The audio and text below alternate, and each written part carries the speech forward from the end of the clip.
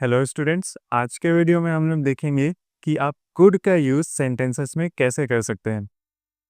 शुरू करने से पहले एक छोटा सा नोटिस जिनको इंग्लिश शुरू से सीखना है उनके लिए कि मैं होपफुली अगले हफ्ते या 10-15 दिन में एक सीरीज चालू करने वाला हूँ जिसमें मैं एक स्ट्रक्चर्ड वे में जिसको इंग्लिश शुरू से सीखना है उनके लिए आपको एक पेज दे दूंगा जिसमें पूरा टेबल ऑफ कंटेंट रहेगा जिसको आप प्रिंट कर सकते हो या सिर्फ डाउनलोड कर देना। कंप्लीटली फ्री रहेगा और पूरा सीरीज भी कंप्लीटली फ्री है। आपको कुछ पैसा देने की ज़रूरत नहीं है और वो इतना आपको पहुंचा देगा कि जिसको इंग्लिश नहीं आता वो उस लेवल से शुरू करके आप इंग्लिश में बात करना सीख जाएंगे। और मैं कुछ कुछ सीरीज़ में अपने पर्सनल एक्सपीरियंसेस भी बताते रहूँगा जिससे आपको और मदद मिलेगी कि अपने इस जर्नी को आप फास्ट कैसे कर सकते हैं। वो स्ट्रक्चर बनाने में मैं अभी काम कर रहा हूँ, होपफुली एक आध हफ्ते में बन जाएगा और उसको मैं फिर इसी चैनल पे लाइव भी कर दूंगा। तो अगर आपको शुरू से इंग्लिश सीखना है तो चैनल को सब्सक्राइब करके रख देना क्योंकि आगे अच्छे वीडियोस आने वाले हैं। वापस आते हैं हमारे टॉपिक कुड में। कुड का यूज़ मेनली दो दो चीज़ों के लिए होता है। पहला तो है पास्ट एबिलिटी बताने के लिए और दूसरा है पास्ट पॉसिबिलिटी बताने के लिए। तो ये दोनों चीज़ है क्या? शुरू करते हैं फर्स्ट वाले से, पास्ट एबिलिटी से देखेंगे कि इसको हिंदी में डायरेक्ट क्या बोलते हैं। भूतकाल की क्षमता। क्या बोलेंगे? भूतकाल की क्षमता। मान लीजिए मेरे पास ये एक बांसुरी है, तो मान लीजिए आपको बचपन में बांसुरी बजाना आता था लेकिन अभी आप भूल चुके हैं। तो मान लो आपको यही चीज़ इंग्लिश में किसी को बताना है तो आप क्या बोलोगे? I could play flute in my childhood. ऐसा भी जोड़ सकते हो यार। आई कुड प्ले इतना भी आई कुड प्ले फ्लूट इतना भी चल जाएगा। तो ये समझ आया होगा होपफुली। पहले इसी के सेंटेंस को प्रैक्टिस करते हैं फिर आगे हम लोग बढ़ेंगे सेकेंड वाले में, पास्ट पॉसिबिलिटी वाले में। एक एक करके सेंटेंस का प्रैक्टिस करेंगे। सबसे पहले देख लेते हैं कि सिंटैक्स, ऐसे सेंटेंस बनते कैसे हैं ताकि आपको खुद से सेंटेंस बनाने में और इजी हो जाए। सबसे पहले इन टाइप के सेंटेंस में हम लोग का आता है सब्जेक्ट, यानी I we you they he she it या किसी का नाम, प्लस उसके बाद आता है कुड। खुद हमारा कुड आता है जिसके बारे में हम लोग पढ़ रहे हैं। फिर उसके बाद आता है वर्ब, और वर्ब हमेशा बेस फॉर्म में ही रहता है, उसके साथ ईडी आईएनजी आपको लगाने की ज़रूरत नहीं है।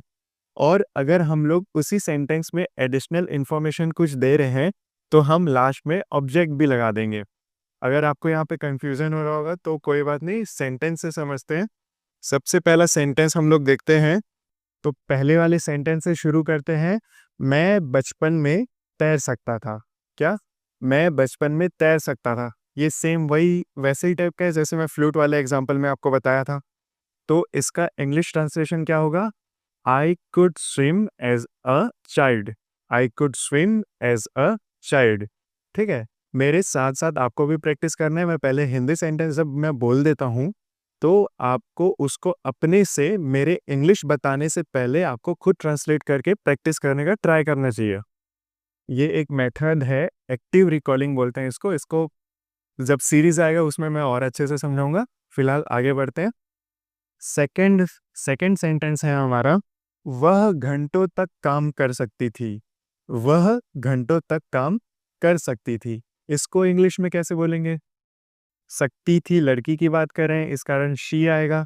हमारे सब्जेक्ट में सबसे पहले शी आएगा, फिर उसके बाद कुड लगा। She could work for hours.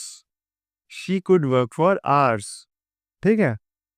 आगे बढ़ते हैं अगले सेंटेंस में। ऋषि बिना चश्मे के पढ़ सकता था। ठीक। क्या है हमारे पास सेंटेंस? ऋषि बिना चश्मे के पढ़ सकता था। इस सेंटेंस में हम लोग क्या बोल रहे हैं? एक लड़का है ऋषि नाम का, वो पास्ट में मतलब भूतकाल में पहले बिना चश्मे के पढ़ सकता था। क्या पता वो अभी बिना चश्मा लगाए पढ़ ही ना सकता हो, इसलिए हम लोग उसके बारे में ऐसा बोल रहे हैं। तो इसका इंग्लिश ट्रांसलेशन क्या होगा? Rishi could read without glasses. चश्मे को हम लोग बोलते हैं ग्लासेस। तो इंग्लिश ट्रांसलेशन क्या होगा? Rishi could read without glasses. Easy था। आगे आते हैं अगले सेंटेंस में। अगला है वे दीवार पर चढ़ सकते थे। वे दीवार पर चढ़ सकते थे। तो इसका इंग्लिश देखते हैं। सबसे पहले तो हम लोग वे बोल रहे हैं, मतलब हमारे पास हम जिसकी बात कर रहे हैं वो एक नहीं बहुत सारे लोग हैं और वो लोग थर्ड पर्सन में हैं, तो हम लोग उसके लिए लगाते हैं दे। तो इसका इंग्लिश क्या होगा? They could climb the walls. They could climb the walls. चढ़ना को हम लोग क्लाइंब बोलते हैं, CLIMB, क्लाइम द वॉल्स। ठीक है, आगे बढ़ते हैं अगले सेंटेंस। मैं तेज दौड़ सकता था, मतलब मैं अपना पास्ट का एबिलिटी बता रहा हूँ कि मैं पहले तेज दौड़ सकता था, अब मैं उतना तेज नहीं दौड़ सकता। तो इसको इंग्लिश में क्या बोलेंगे? I could run fast. ठीक है, आई कुड रन फास्ट। अब मैं आपको ऑब्जेक्ट के बारे में यहाँ पे थोड़ा डिटेल में बता देता हूँ। जैसे हम लोग लास्ट वाले सेंटेंस में देखे, आई कुड रन फास्ट, मैं तेज दौड़ सकता था। तो मान लो मेरे पास बहुत छोटा सेंटेंस रहता कि मैं दौड़ सकता था। ठीक, मैं दौड़ सकता था, सिर्फ इतना सेंटेंस। तो मैं क्या बोलता? I could run. I subject हो गया, कुड था, रन हो गया वर्ब। ठीक, अब मैं ऑब्जेक्ट क्या होता है? Additional information. अब मैं वहां पे एडिशनल इंफॉर्मेशन क्या डाला था कि मैं तेज दौड़ सकता था, तो इसलिए आई कुड रन फास्ट, वो हुआ हमारा ऑब्जेक्ट। या मान लो मेरे को ऐसा बोलना था कि मैं बचपन में अपने भाई से तेज दौड़ सकता था, अभी मेरा भाई मेरे से तेज दौड़ता है। तो मान लो एग्जाम्पल क्या है? मैं बचपन में अपने भाई से तेज दौड़ता था। तो इसका इंग्लिश में क्या होता? I could run faster than my brother. ठीक, समझ आया? अब हम लोग आगे बढ़ते हैं। कुड के सेकेंड यूज में पास्ट पॉसिबिलिटी बताने वाला, मतलब पास्ट का कुछ संभावना बताने वाला। मतलब जैसे कि फॉर एग्जांपल ले लेते हैं, सेंटेंस से ही चालू करते हैं, उसी में एग्जांपल आपको मिल जाएगा। ठीक, और सेंटेंस चालू करने से पहले एक और बात कि यहाँ पे कुड के साथ हम लोग हैव लगाएंगे हर सेंटेंस में। जहाँ पे भी हम लोग संभावना बताएंगे, पॉसिबिलिटी बताएंगे, वहाँ पे कुड के साथ हैव लगेगा। सेंटेंस से आपको और अच्छे से समझ आएगा। पहला सेंटेंस देखते हैं। पहला सेंटेंस है, कल बारिश हो सकती थी।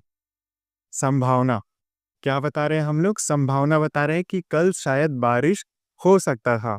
तो इसका इंग्लिश ट्रांसलेशन क्या होगा? It could have rain yesterday. It could have rain yesterday. ठीक, अगला सेंटेंस है, हम मैच जीत सकते थे। तो इसका इंग्लिश ट्रांसलेशन क्या होगा? We could have won the match. क्या? We could have won the match. ठीक, इजी था। आगे बढ़ते हैं अगले सेंटेंस में।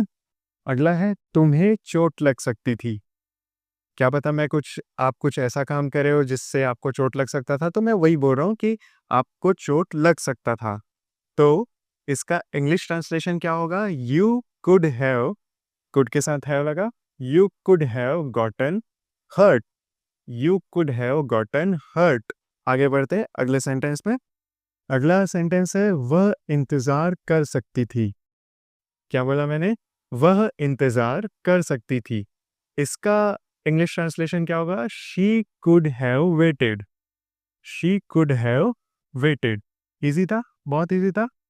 तो ये थे आज के सारे सेंटेंसेस। होपफुली आपको कुड का यूज़ करना अच्छे से आ गया होगा। और एक और चीज़, अगर आपको मुझसे पर्सनली मेरे क्लासेस से इंग्लिश सीखना है, तो आप इस दिए गए नंबर पे या डिस्क्रिप्शन में भी यही नंबर दिया हुआ है, आप उसमें व्हाट्सएप मैसेज कर सकते हैं।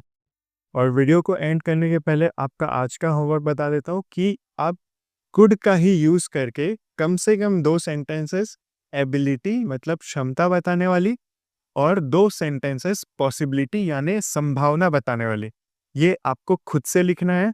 या तो आप अपने कॉपी में भी लिख सकते हो, या अगर आप चाहते हो कि मैं खुद चेक करूँ आपका होमवर्क, तो आप कमेंट में भी लिख सकते हो। तो आज के लिए इतना ही। वीडियो से कुछ वैल्यू मिला होगा तो चैनल को सब्सक्राइब कर देना। मिलते हैं अगले वीडियो में, तब तक के लिए बाय बाय।